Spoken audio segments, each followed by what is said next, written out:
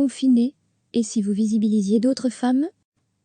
Les femmes ont longtemps été invisibilisées dans l'histoire et la crise que nous traversons actuellement ne va pas faire du bien aux droits des femmes.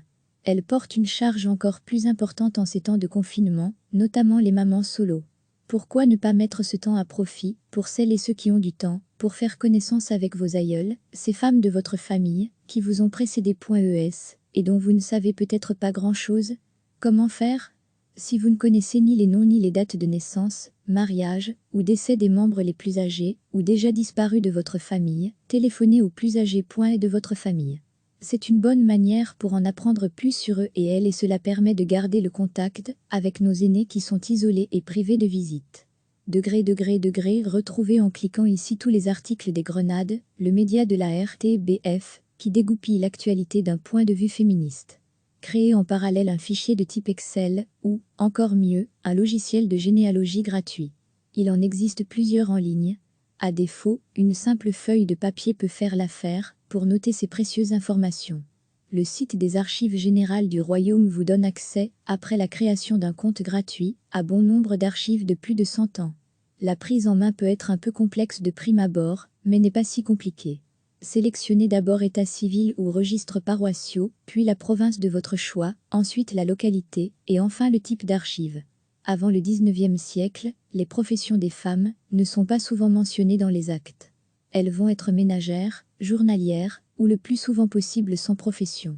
Vous pouvez par exemple chercher à retracer leur parcours sur plusieurs générations. Leur statut social reste-t-il similaire? Change-t-il radicalement? Les femmes arrivent-elles à un meilleur niveau social? Quel est le nombre d'enfants?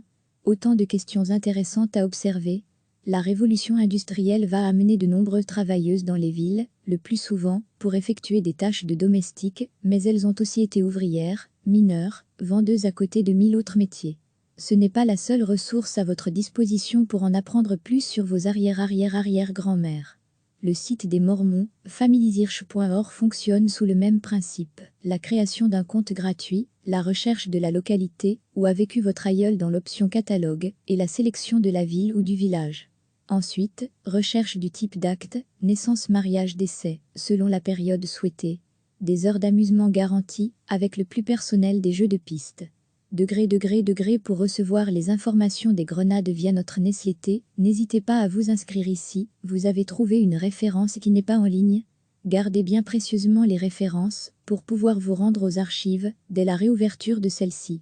Notez également tous les endroits que vous pourrez visiter quand les excursions seront à nouveau autorisées.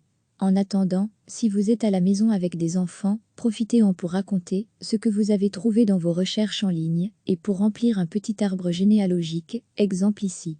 Enfin, pour faire écho à l'initiative des Grenades, le 5 mars dernier avec le Wikiton, rien ne vous empêche de rajouter quelques héroïnes inconnues au panthéon Wikipédia. Sorcières, résistantes ou aventurières, qu'allez-vous découvrir? Pour en savoir plus, guide de la généalogie en Belgique, Marie Capard, aide. Jourdan 2017. Marie Capard est historienne. Si vous souhaitez contacter l'équipe des Grenades, vous pouvez envoyer un mail à lesgrenades@rtbf.be. Les Grenades RTBF est un projet soutenu par la Fédération Wallonie-Bruxelles qui propose des contenus d'actualité sous un prisme genre et féministe. Le projet a pour ambition de donner plus de voix aux femmes, sous-représentées dans les médias. Recevez chaque matin l'essentiel de l'actualité. Les femmes ont longtemps été invisibilisées dans l'histoire et la crise que nous traversons actuellement ne va pas faire du bien aux droits des femmes. Elles portent une charge encore plus importante en ces temps de confinement, notamment les mamans solo. Pourquoi ne pas mettre ce temps à profit, pour celles et ceux qui ont du temps, pour faire connaissance avec vos aïeules, ces femmes de votre famille, qui vous ont précédé .es, et dont vous ne savez peut-être pas grand-chose? Comment faire? Si vous ne connaissez ni les noms ni les dates de naissance, mariage ou décès des membres les plus âgés ou déjà disparus de votre famille, téléphonez au plus âgé de votre famille. C'est une bonne manière pour en apprendre plus sur eux et elles et cela permet de garder le contact avec nos aînés qui sont isolés et privés de visite. Retrouvez en cliquant ici tous les articles des Grenades, le média de la RTBF, qui dégoupille l'actualité d'un point de vue féministe. Créez en parallèle un fichier de type Excel ou, encore mieux, un logiciel de généalogie gratuit. Il en existe plusieurs en ligne. À défaut, une simple feuille de papier peut faire l'affaire pour noter ces précieuses informations. Le site des Archives générales du Royaume vous donne accès, après la création d'un compte gratuit, à bon nombre d'archives de plus de 100 ans. La prise en main peut être un peu complexe de prime abord, mais n'est pas si compliquée. Sélectionnez d'abord état civil ou registres paroissiaux, puis la province de votre choix, ensuite la localité, et enfin le type d'archive. Avant le 19e siècle, les professions des femmes ne sont pas souvent mentionnées dans les actes.